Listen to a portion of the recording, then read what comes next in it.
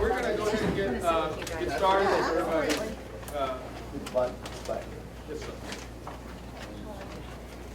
We're going to go ahead and get started. At the back of the room tonight, if you don't have one on that table, I'll put some of Commissioner Jester's business cards.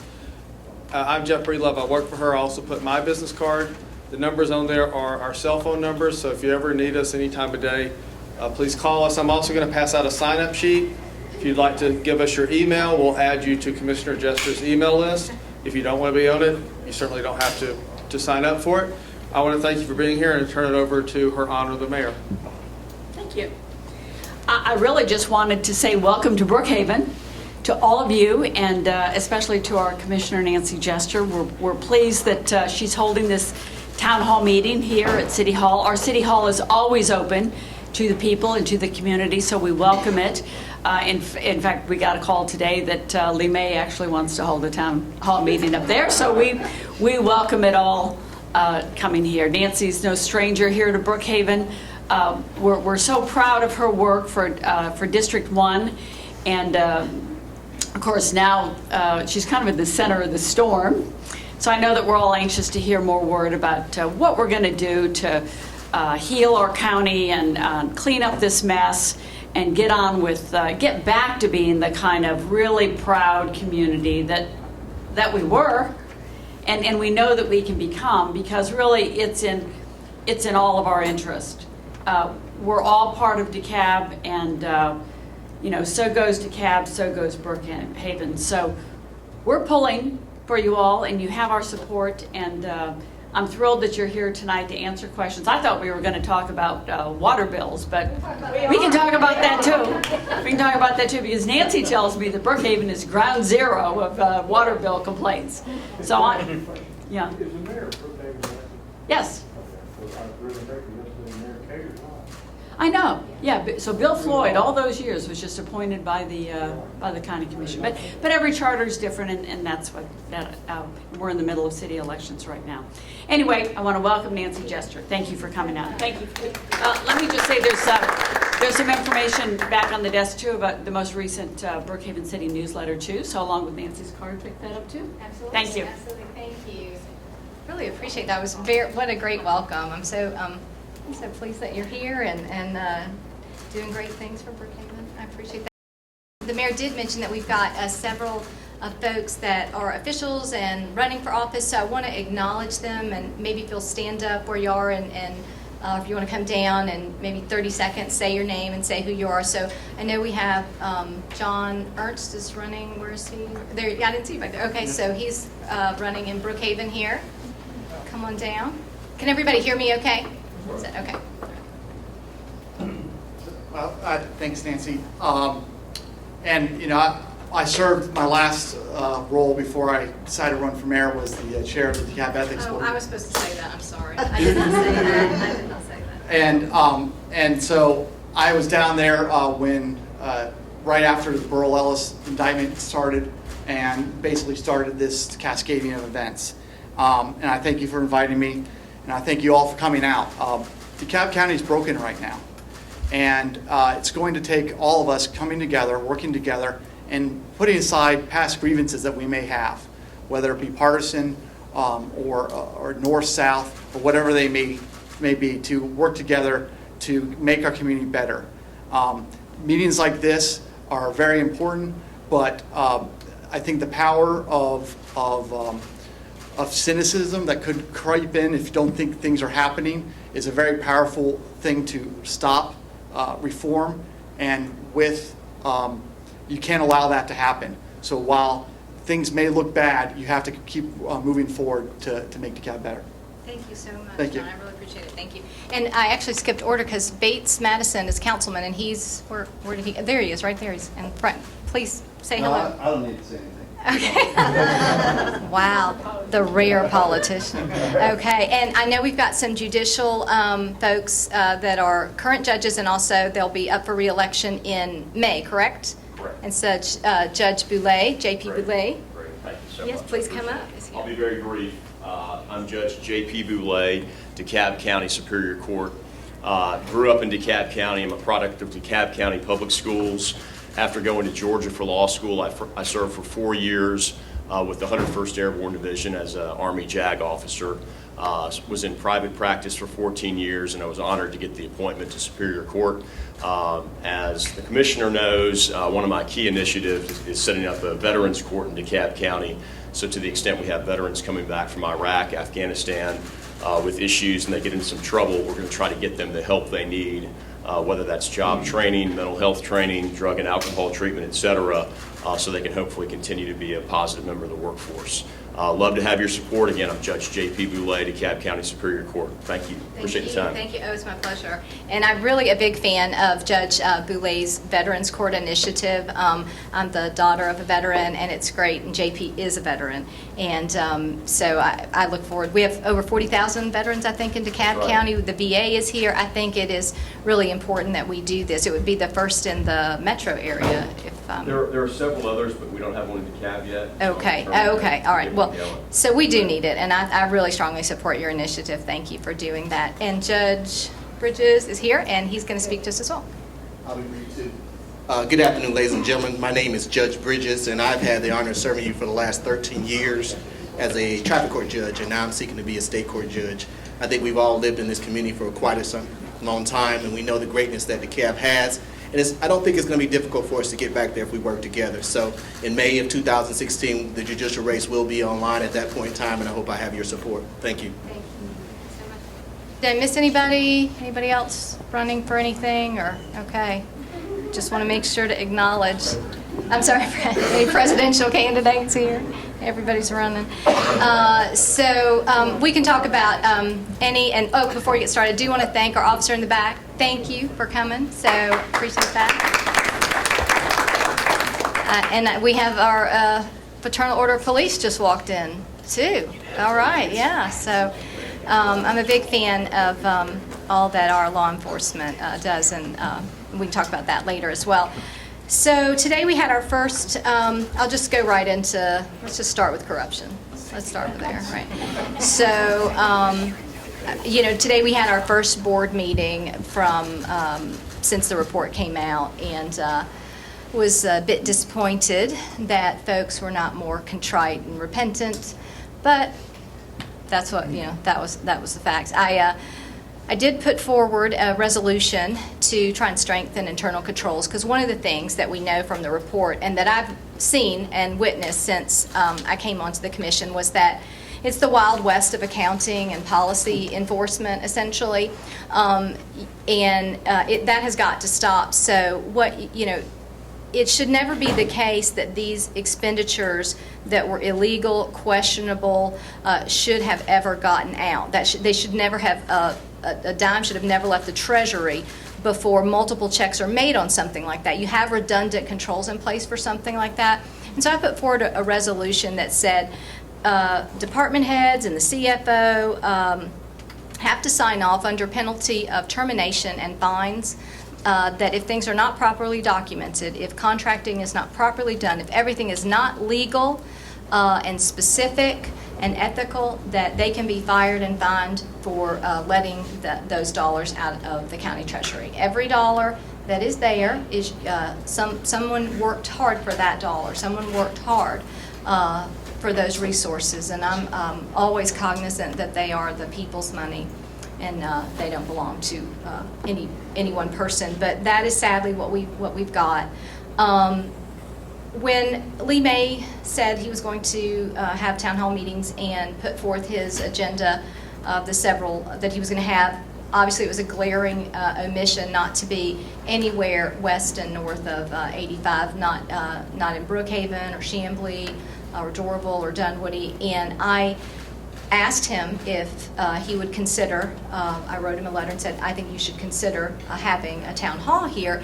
And we've been in touch with his staff, and they've now called City Hall, which is good, because we told them we would be more than happy to help them secure a venue. And we know how easy and accommodating Brookhaven has always been in allowing us to use City Hall as a meeting place.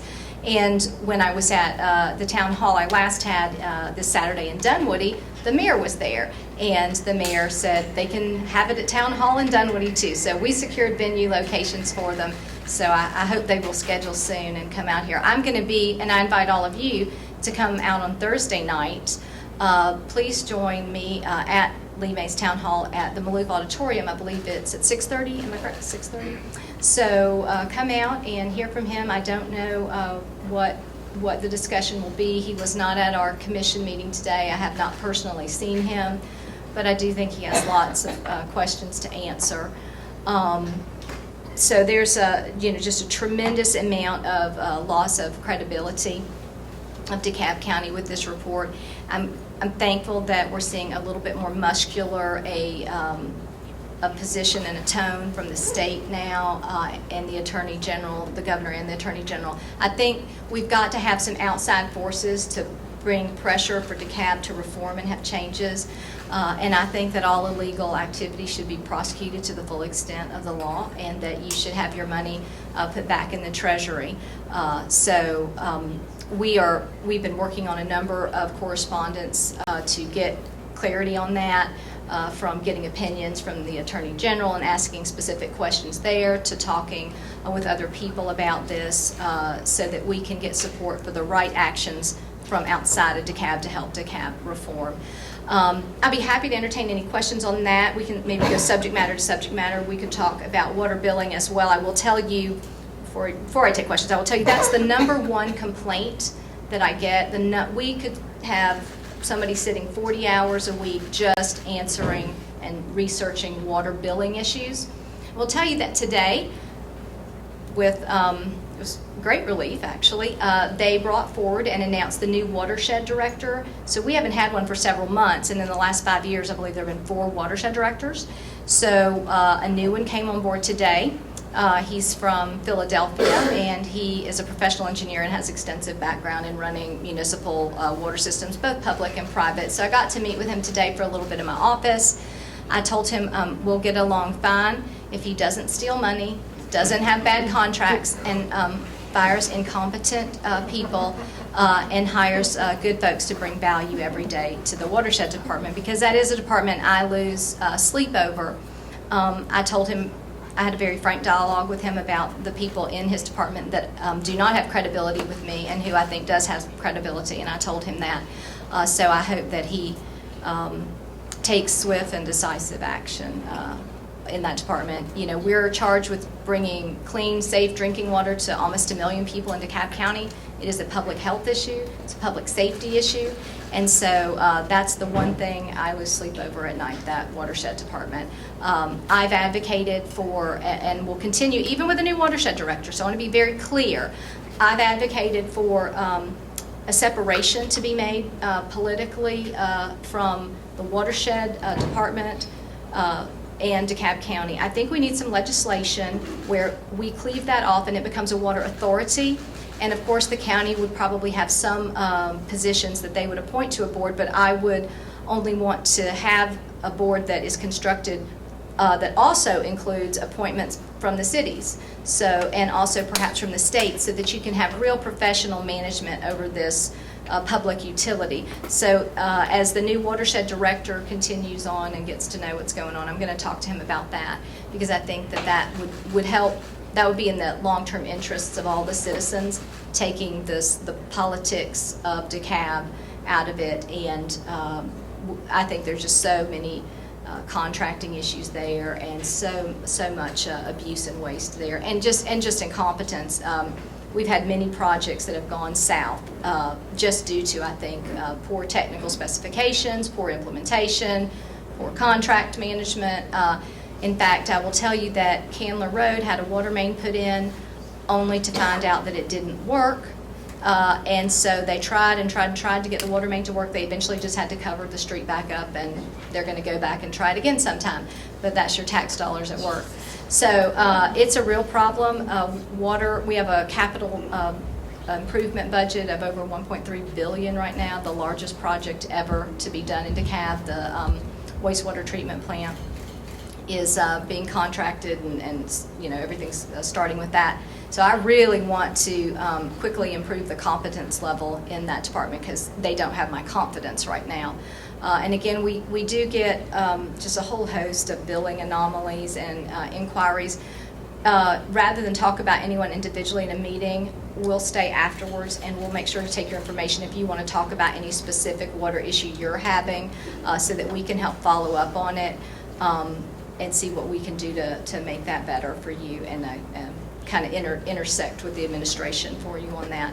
I was also, I read, I don't know if it was today or yesterday, an article in the AJC, an editorial about hey, you know what was bad about the report or what's bad about DeKalb? It isn't all just the illegal things that go on. It's the legal things that are problematic, like the vote on the soccer field, for instance. You know, that's I don't support that. We can go into the details why later. But and I thought, you know, that's exactly right. And that's one of the reasons we see cities wanting to form currently and cities that have formed, because they don't want to be a partner to those some of those poor decisions, as legitimate and legal as they are, because they're part of something a governmental entity did.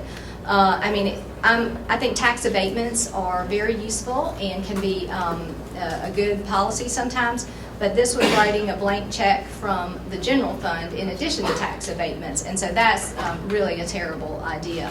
And in fact, it's a really open-ended check because we don't really know how much it's going to cost. So I opposed that deal, and I still do. I'm forever hopeful that maybe something could happen, and you know, that it won't eventually you know, come to be that we have to spend all this money, or at least the cost is somehow mitigated, because I think we have a huge environmental exposure there. The land was a landfill, there was an incinerator on it, there's all kinds of things that has to be moved off of it, so I think that the environmental mitigation costs are just going to spiral. The general fund's reserve is going to stand at 30.17, I think, projected at the end of this fiscal year, and it's very easy for me to see a large portion of that being just really obliterated by environmental mitigation issues with this particular project. I hope I'm wrong, but that's the way I see it. And then something happened today I'll tell you about.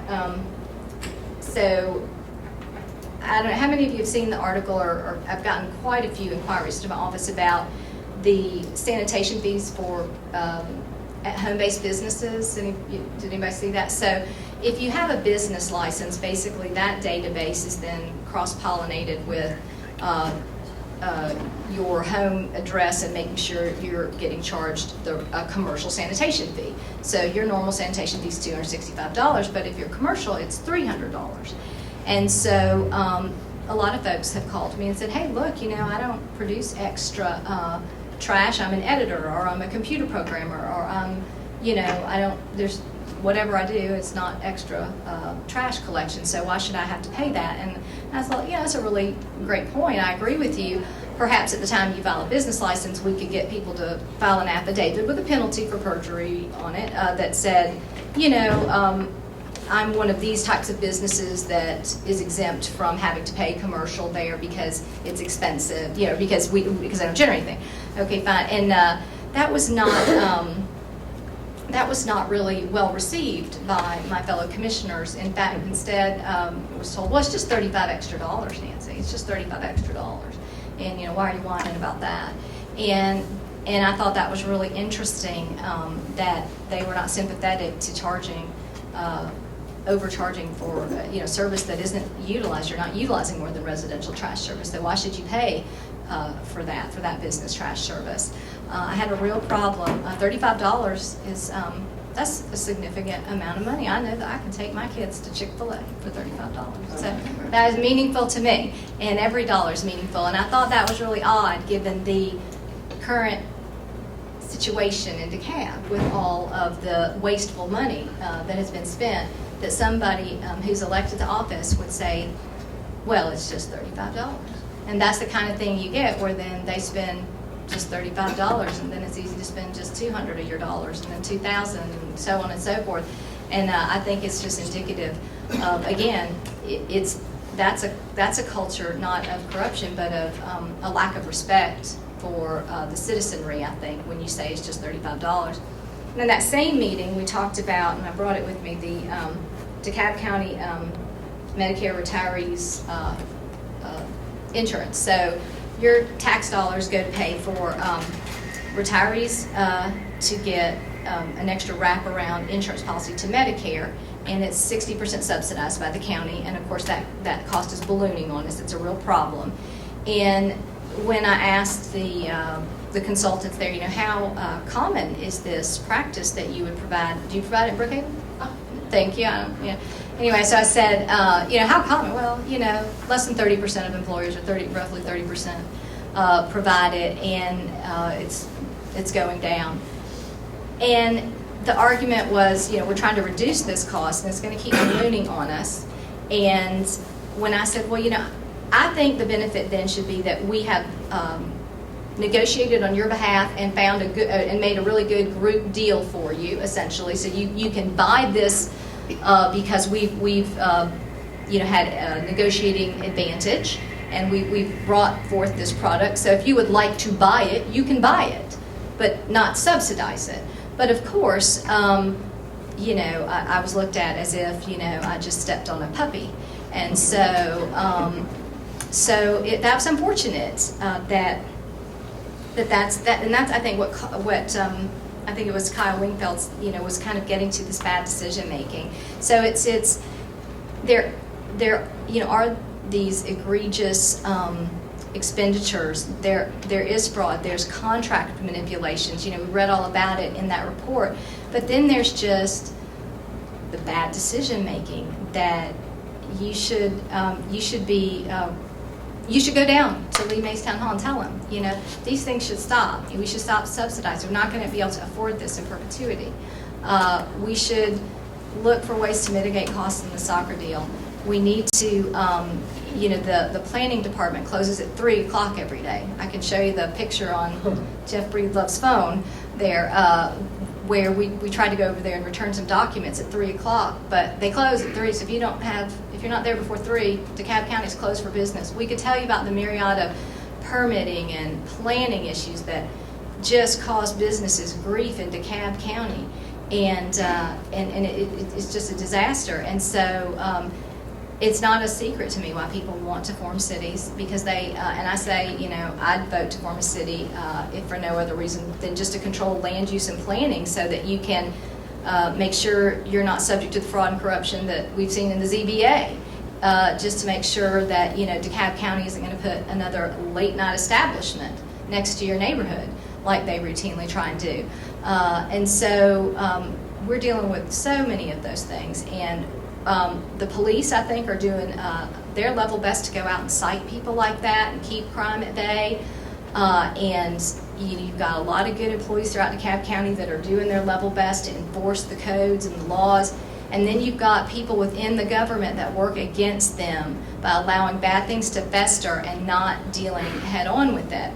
And so that is what I think forming cities can help with. So I am positive about that.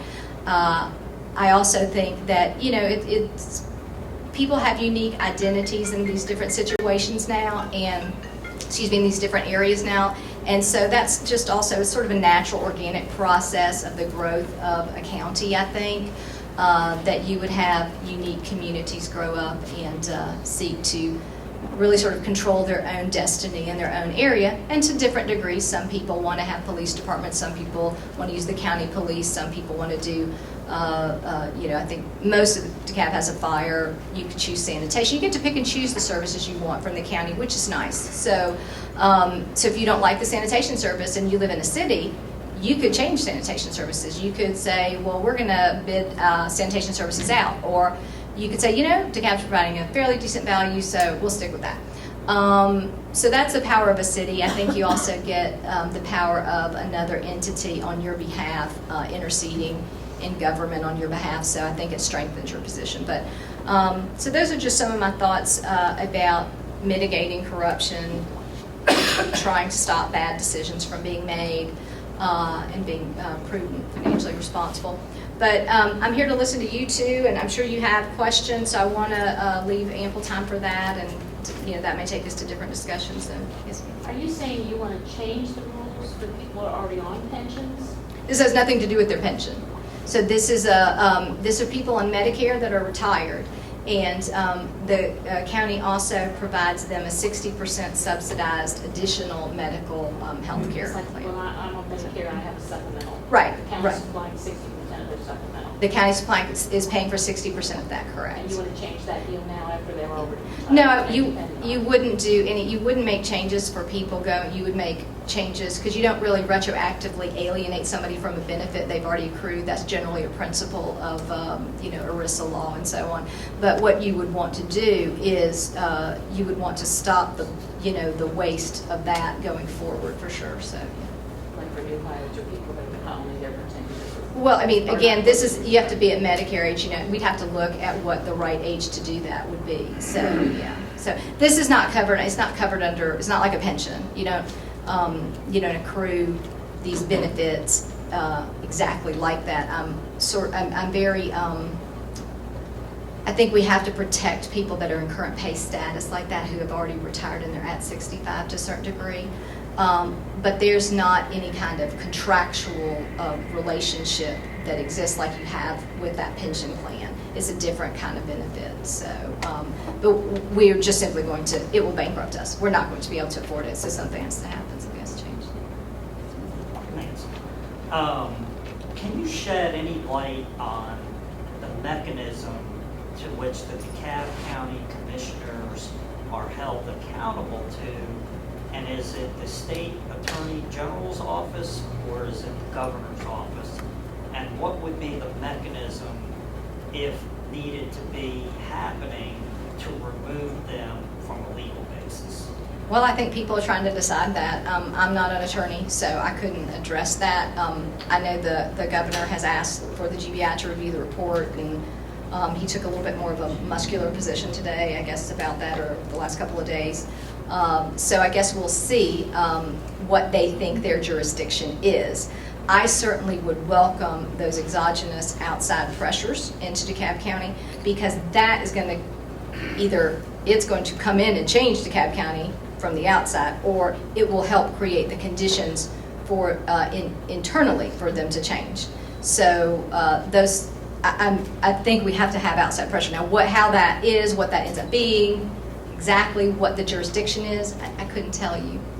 I think they're examining that. How is there a mechanism currently in place where not only for DeKalb County but throughout the state of Georgia, who are those commissioners held accountable to? The voters. Okay. The voters. And I mean, obviously, you have a situation where you've got a report too, and I was talking to some attorneys about it. I said, well, how could things get prosecuted if they got, investigated? And, one of their thoughts too was, though, you've got people in the stream of prosecutorial authority are talked about in that report. And so, there's a conflict there. So I think all that is being discussed. So, yes, sir. I wanted to thank you for coming this evening. My pleasure. I know you're not doing it for the health of it, you're doing it for the love of the county. Well, I want to thank everybody here tonight because we're here for the love of the county and our city. I've been screaming for the last almost 8 years. There's $4.2 million sitting somewhere, if it hasn't been lost, for our Brookhaven Library. And I would love for you to just add that to your little backup chores, to be one of them, to find out if the money's still there. Will do. And, there's been a number of, inconsistencies with bond project money and accounting that I have seen unfold in DeKalb, and that is a very valid question, and I'm going to try and get to the bottom of that. I have several questions about bond money and allocations like that. Because after 8 years, it should be a lot of interest money with that too. just I agree. the synopsis of how really, I don't know what the word is, asinine, stupid our county is, or how it has been run. Me and Mike Elliott over there 3 years ago had a cleanup in our park. Had a cleanup in Brookhaven Park, and were threatened by a county commissioner with jail time Oh, my. for cleaning up our park, and we thought she was joking. They should have said thank you and brought you a bottle of water. is what I they thought should we have were done. going to get it, and really she, am I right? I mean, she threatened us with jail time. Told her I'd cleaning give her up all the the park. garbage back. Oh, my stars, oh, my stars. I just want to acknowledge Mike Jacobs. Judge Jacobs has walked into the room. Brookhaven's own Mike Jacobs. So. Thank you for joining us. So, yes, ma'am. Nancy, piggybacking on this gentleman, do you know what the governor is doing? When you say that the commissioners are accountable to the voters, Lee May is, who is he accountable? Right. So again, I'm not a lawyer, so you can't, use my. I didn't sleep at a Holiday Inn last night. You're a lawyer, and I was down at the commission meeting all day today, so I'm sure that I lost a few brain cells. So obviously, I think short of it. Everybody keep the lawyers in the room. I think short of a conviction, or excuse me, an indictment. So if you're a commissioner, you have to be indicted. If you're indicted, I think then they can choose to remove you. And then you've got the situation where Lee May is an appointee, and I've gotten various interpretations. He's appointed, and I asked, well, could he be unappointed? And could somebody else appointed? And I've been told, no, you can't do that. And okay, why not? Seems rational. Of course, that's why I'm not a lawyer, right? Because I'm rational. So, sorry. Anyway, it's too many lawyers.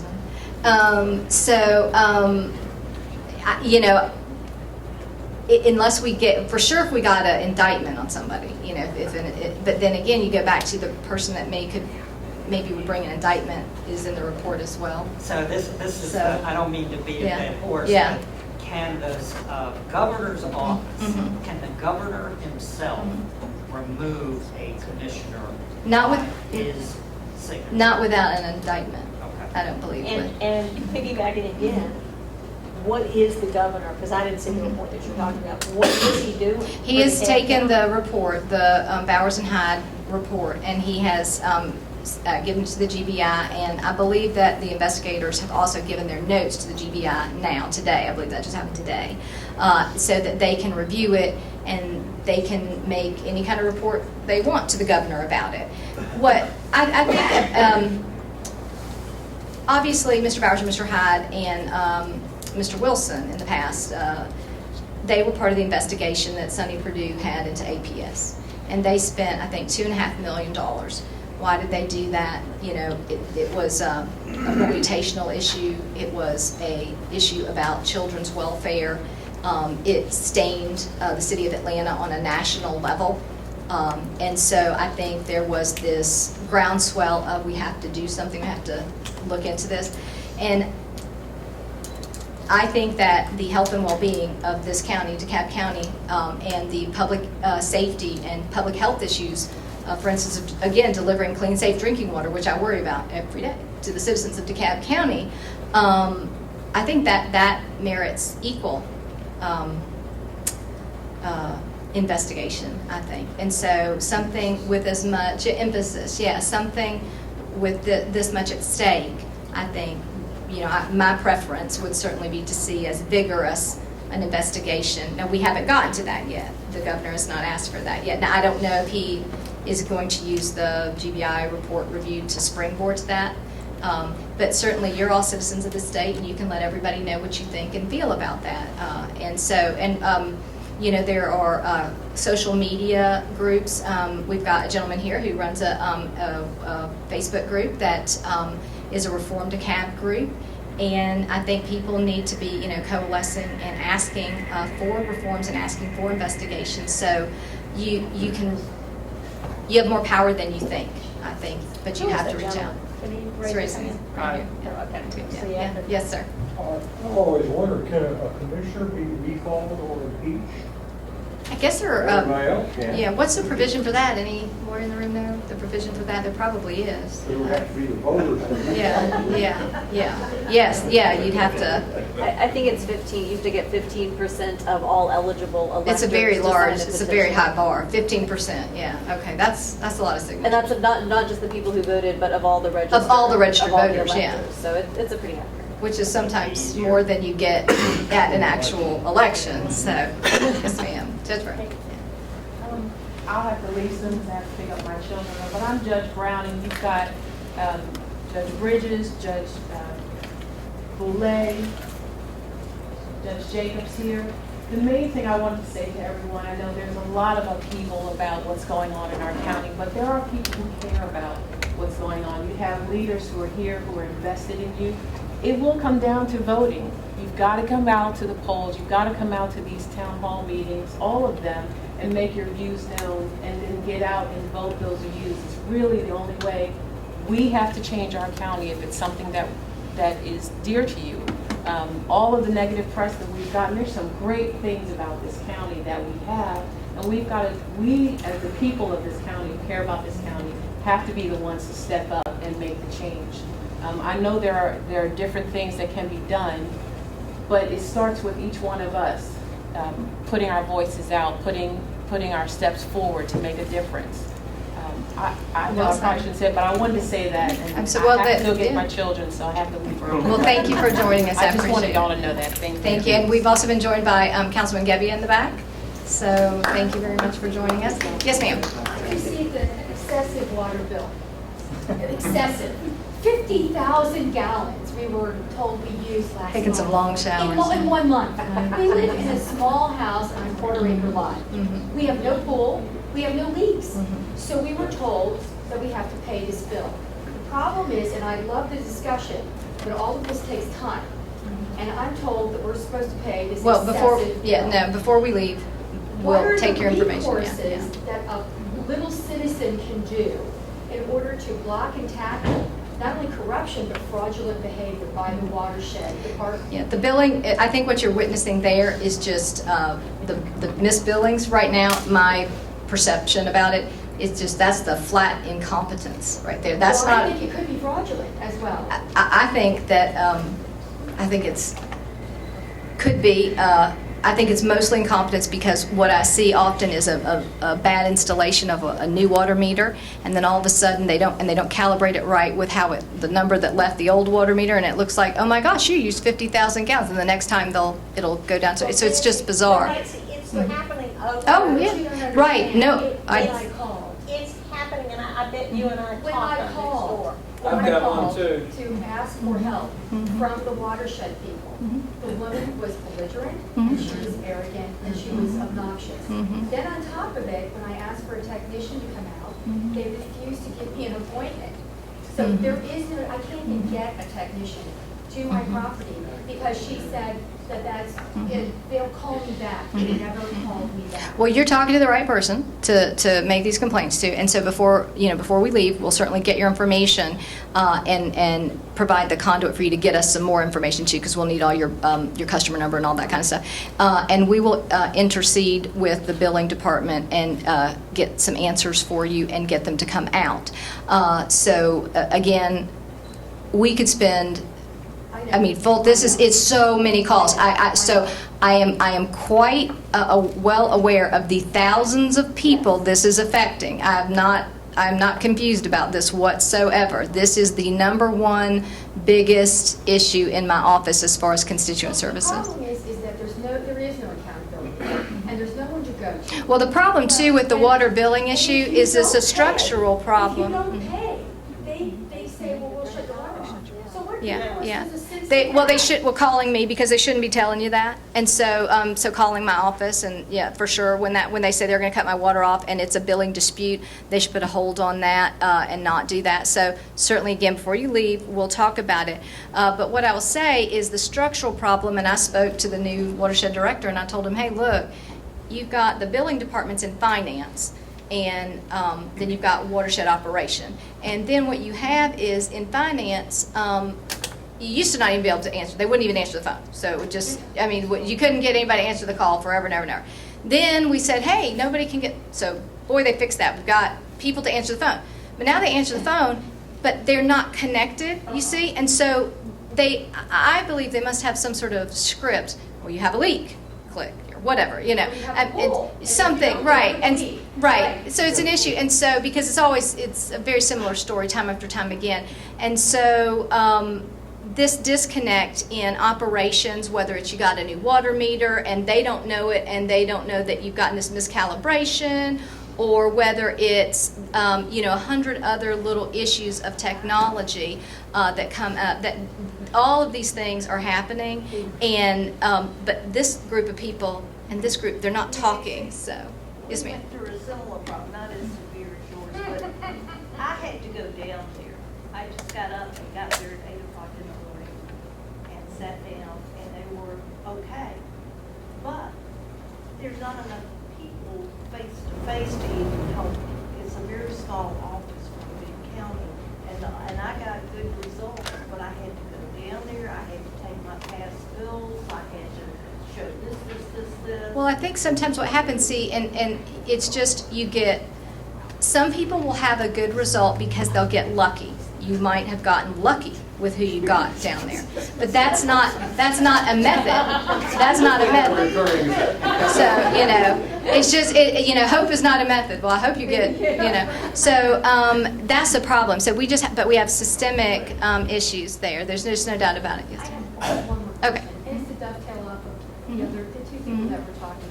So all of these are great ideas about indictment, and how long does that sort of process take to remove these people and to possibly form our own city? How long would that take? Just so we have some sort of time frame. Well, as far as two different questions, I'm not in that chain of command for who can indict and how long that whole process would take and how that goes down. So, you elect other officials in the county that do that, the DA's office and so on. You can certainly tell the state how you feel about the leadership in the county and ask them to intercede.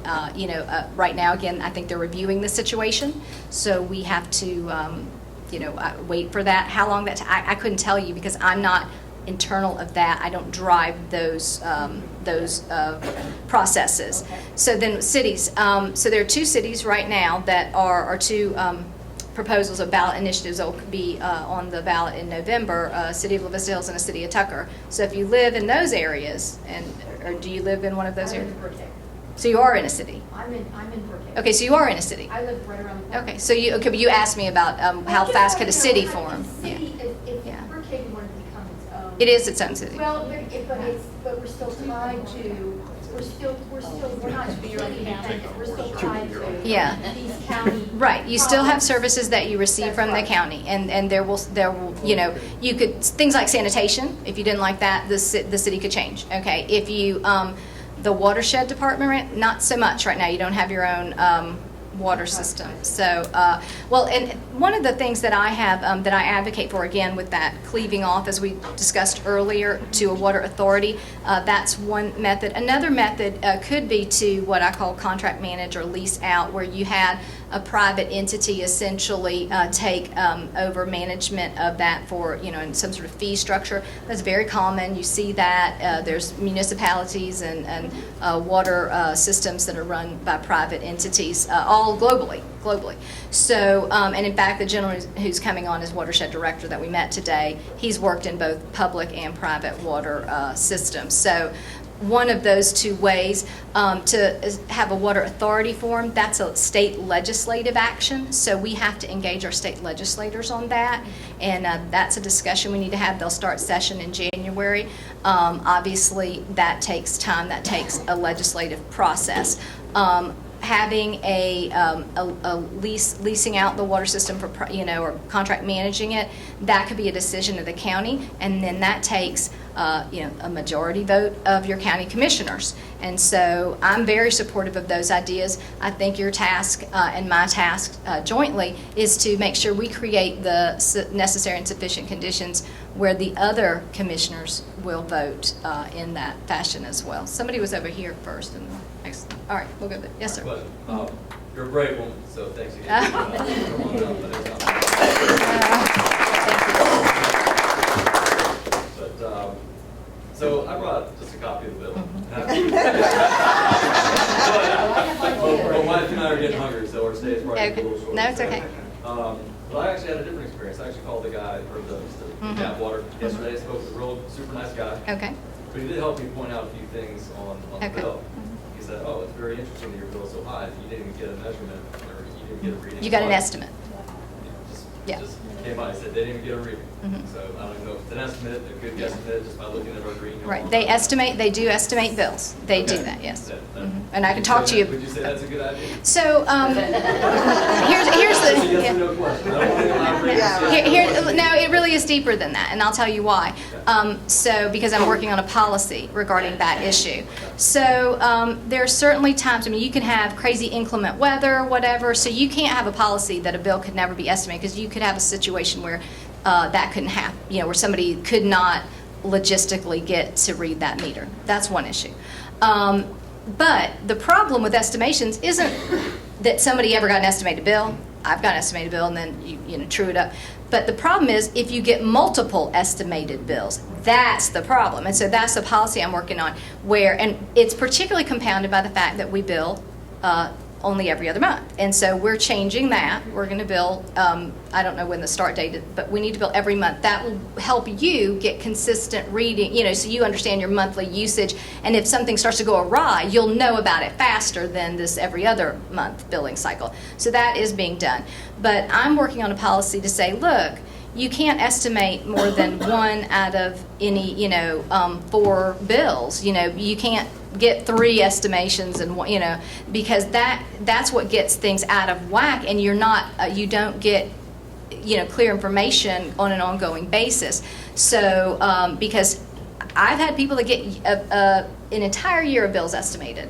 And now imagine that, either, and it goes in both directions. Then they'll have this massive credit because they've overcharged all year long, or they'll have this massive, amount they owe because they ended up having a whole year. Well, that's just unacceptable. You cannot do that. So again, I can see why you might have to have an estimated bill for strange issues. What if you had a workforce issue, or what if you had, again, inclement weather, that kind of thing. Another thing we're doing to go away from a system that has estimations is having automatic readings, like from towers and from other technology mechanisms that read bills remotely. So that would also deal with that problem. And so those are all the types of things we're working on, but we can't get there fast enough for me, obviously. So I appreciate you bringing that up. Yeah, It's it's a huge dovetails issue. perfect into numbers two in Okay. terms of laziness. I actually have 2 June 15s on my bill, so I've been charged 2 different June 2015s. No, I'm not shocked. I mean, that's the department I lose sleep over. I just, believe that department lacks competence. And the history of it, how did it get that way, Nancy? Because it wasn't always that way. In 2009, there was a buyout of county employees. The revenues were an issue, so they needed to trim the workforce. So they ended up borrowing from the pension plan, bad decision number 1, and funding an early retirement for people who qualified. They architected this deal, and what I always thought was funny was that the CFO who designed the deal took the deal for himself and left, which I thought was a supreme conflict of interest. And now, by the way, he's the CFO at the school district, so go ahead and think about that. But anyway, so these people took this deal, and all the competence walked right out the door from the watershed departments, and so we've been paying for that since 2009. This has been compounding. So I guess I would imagine that we also have a surplus in the budget. Like $80,000 Surplus. water? No, because other people aren't being billed anything for water, and that's the problem. And so Commissioner Rader and I have asked specifically that this issue needs to be studied, because we think we have many, even maybe some large commercial entities that are not being billed at all for their water usage. And so our position is that we've had water rates rise over 3 years. The last increase was in 2014. chiefly because of the consent decree that we're under a federal consent decree for federal sanitary sewer issues. So that's the main driver of that, to provide for the capital expenditures there. But our premise has been, well, if you were billing accurately, you probably didn't need to raise rates to that extent. So I've never been provided the data I need to look at that, because I think if we can get everybody billed accurately, everybody's rates could drop. But that's part of the problem. So we have, I absolutely believe we have people today, you've got the issues, and we've got people paying exactly what they're supposed to, and then we have accounts out there, they're not getting bills. No. Anything, No. nothing. They're getting the big fat zero. All right, so nobody in that room is here. Oh, they don't call and complain, ever. They don't tell you they didn't get a bill. The HOA in my neighborhood has not been. Oh, you're writing them out? Oh, she's writing out the I HOA. write them out. They haven't had any bills Oh, from the no. watershed for 5 months, none. Yeah, And they that's a water, problem. and the flowers look fabulous. Like 50,000 problem. gallons, really, I Yeah. can share my water because I Yeah, have so much. apparently, yeah. I You need to get them to pay your bill. Yeah, no, so we have this issue. I need to keep moving around so we can get some other folks. Yes, ma'am? Again on water, but more, I think it's a county-wide problem. So it's been over a year since I had my issue. Mhm. And again, I just got billed the same amount I was billed last August. And yes, I used 16,000 gallons. Very clean. But is it countywide? Are the other commissioners having the same complaints? I know that Commissioner Rader's office, District 2, does, and so part of Brookhaven is in that district, part of Brookhaven's in my district. And so I know he does. I know that. If it's And countywide, it seems like we do have a bigger, more fraudulent I scenario. can't attest to the amount of calls other commissioners get. I know his office does because we've spoken about it.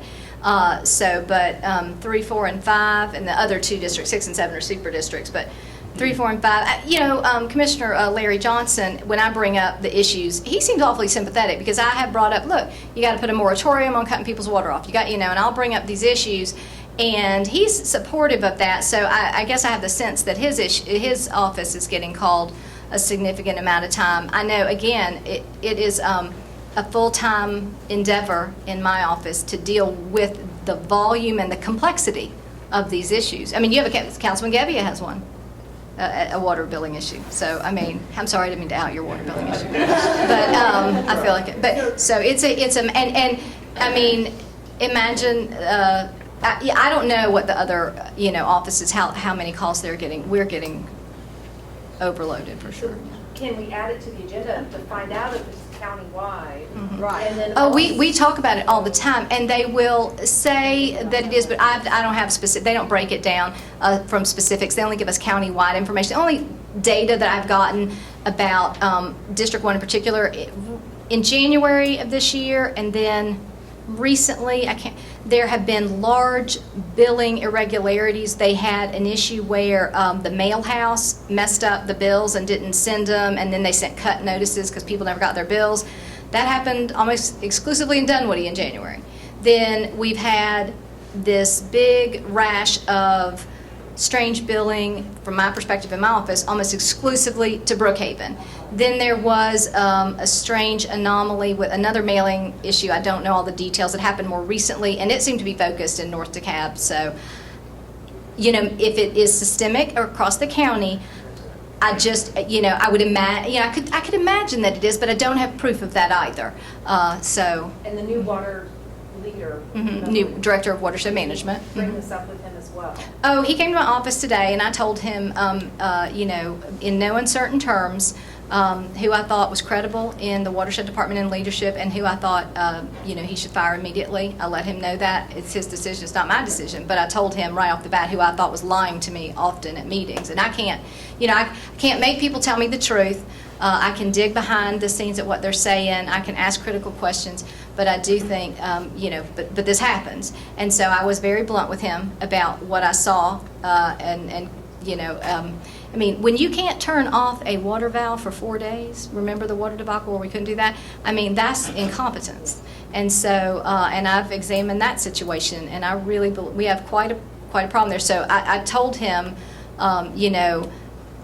he will certainly, sometimes when you hire people, they're really hesitant, they want to make changes because they're afraid they're going to step on somebody's toes, and I'm like, look, you can't fire enough people to make me happy, okay? It's just not going to happen, number one. Number two, you know, make the changes. You'll certainly get support from me. Don't steal money. Don't do some weird contract things, and, you know, and we're going to be good. Just deliver clean, safe drinking water. The picture of my 3 children is sitting right there on my desk. I'm like, look, this is, you know, come on. Let's do that. Let's not waste people's money. And, you know, we had a very blunt conversation. And I mean, you know, he just got here. I hope I didn't scare him away. So, anyway, Bates. Hey, I'm going to change gears on you, shift away from water for a second. I know this is an issue that you've already said you supported us on, but I want to call for your help again. Okay. The City of Brookhaven was started in December 2012. It's now in 2015. We still haven't been able to get the transfer of Brookhaven Park to the City of Brookhaven. They're working on the final transfer of the back portion, or maybe it's already been transferred. But where we have our adult service center on the top portion, it's on Peachtree Road. It's the namesake of Brookhaven. It's a deed-restricted property that essentially has no value. If we can just get all of the decision makers in a room to come together, work out the details, and instead of waiting 3 years to... Yeah, no, those things are a problem. I mean, we had an issue with, and still had the same, right now, there's still an ongoing discussion with Chamblee for Dresden, so they have not relented on that. I've made public statements, made a very public statement about the Dresden Park, and some time ago about, hey, look, you know, you need to transfer that pursuant to, you know, and that still has not happened yet. Yours has not happened. And I know you're, it's not your, I certainly, the hold up. I certainly agree, you know, and that property, I think what's complicating that is the building there with the 50-year lease, and you've got the people. We're happy to take care of that. Right, and so I will tell you, whenever I'm at the, and just today, whenever the county talks about parks and stuff, they'll talk about, well, you know, Brookhaven took our parks, and Dunwoody took our, you know, it's the people's park, you know, it's not our. So there is this possession issue, I think, that exists there. I clearly do not share that, and so, you know, we can talk offline about it, just, you know, to see where it is. I don't have a recent update on that negotiation, and of course that would be, you know, but I can ask for it. I don't have an, I don't, yeah. It's very, I mean, those issues are very frustrating. I know they frustrated Chamblee, they frustrated Dunwoody, you know, and Dunwoody just got a settlement you know, a few months ago from. I'll take some of your water calls. Oh, no, you don't want that. You do not want that. That's the worst. That's the worst. Yes, ma'am. Careful what you wish for. That's right. I'm going to forward them. I'm back to the corruption. Corruption, okay. We're going to talk corruption. So you talked to us about, you said that it's difficult or impossible maybe to impeach them. So what is the process of getting removed from office those who are corrupt? Well, if they're indicted, so they have to be. But you also said that those who could indict are part of the perhaps corruption. That's an issue, isn't it? Well, that's an issue. That's why I think we have to have robust outside help in this. I really do, because, you know, I can't make a DA indict somebody. I can't make, you know, the governor do something. I can't make an attorney general do something. But what we can continue to do is create the pressure, and they need to hear from you. They need, you know, we need to belong to reform groups. We need to be writing letters. We need to be having these discussions and say, you know, look, it's got to stop, you know, and otherwise, I don't know when and if and whom the DA might indict, if at all. I don't know. Yes, ma'am. We've already done the indictment, and then we're about to stop on the list, and now we walk away with the actions. How do we prevent, as long as we're building this, how do we make sure that they don't then walk away? Well, you've got to, so Elaine is in jail now, and right, and so you also have former CEO is in, you know, he's in jail now. Those are 2 different cases. One was a federal case, and one was the DA. I believe she would have to be, I think that the law was that she had to be convicted in the state, not a federal, to lose her pension. So she, She had good attorney advice. It just the DA didn't indict her. It was the U.S. attorney, and so that was, had the DA indicted her, so, or at all, now, could do it now. So yes. Can you comment about, you were talking about who's been indicted and all this stuff.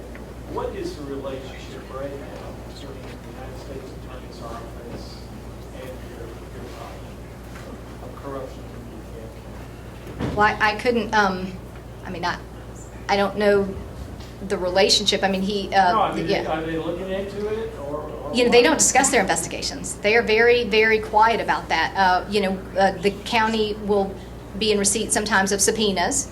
So if there's a subpoena that comes to, is public that I see, you see it, I see, we all see it. But otherwise, I'm not internal of that. I don't know that. I don't have any jurisdiction over that. Well, the issue that I see is that you don't want to just have a big dog or several big dogs indicted. You want to have the culture of your county change. I agree. And the only way you can do that,